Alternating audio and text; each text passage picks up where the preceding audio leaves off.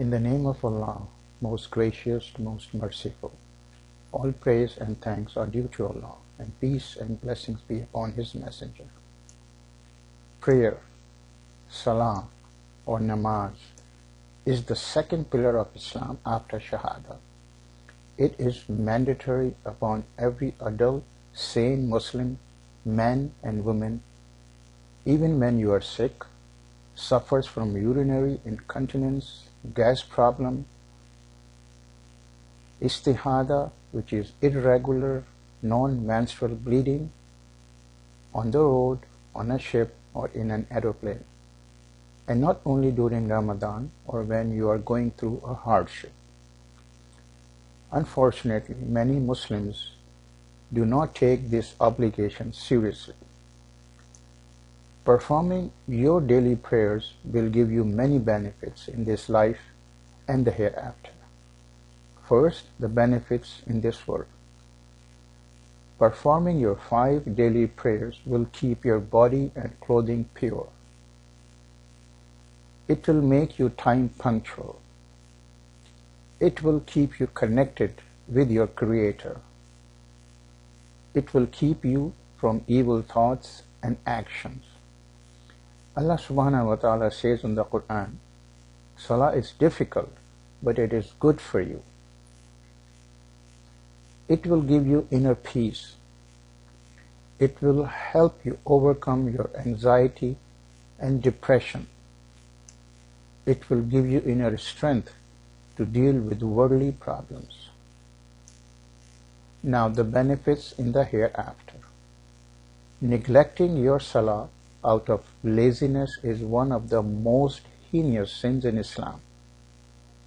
Denying its obligation will put one out of the fold of Islam. On the Day of Judgment, the first thing that will be looked upon will be your Salah. If it is accepted, then all your deeds will be accepted.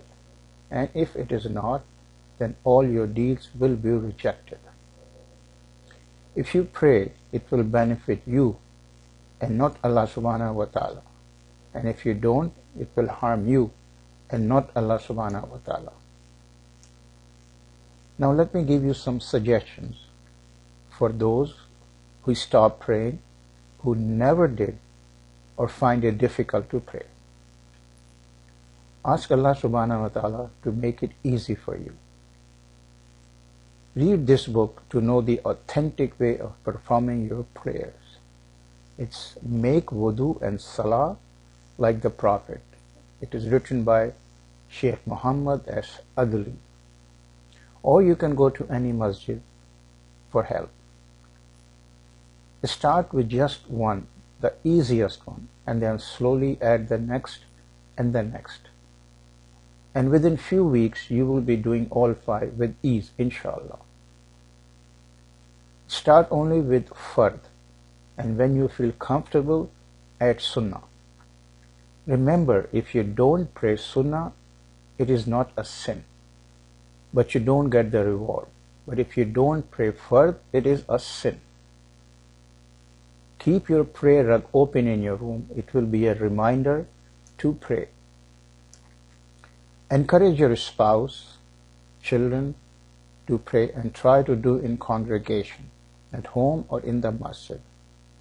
You only need 2 people to form a congregation, and the reward is 27 times more than praying alone. And finally, after listening to all this, if you are still not convinced to pray, then read what Allah subhanahu wa ta'ala says in the Quran. He says, each one is a hostage to one's deeds, save the people of the right hand, who shall be in the gardens and shall ask about the guilty ones. What drove you to hell? They will say, we were not among those who observe prayer. This is Surah 74, Ayah 38 to 43. And one clarification. For urinary incontinence, First, place a piece of cloth under your private parts. And for gas problem and istihada, irregular non-menstrual bleeding, you must do a fresh wudu before each salah. And don't worry what happens during your salah, but you must pray.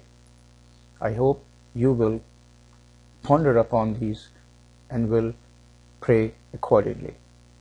Wassalamu alaikum wa rahmatullahi wa barakatuh.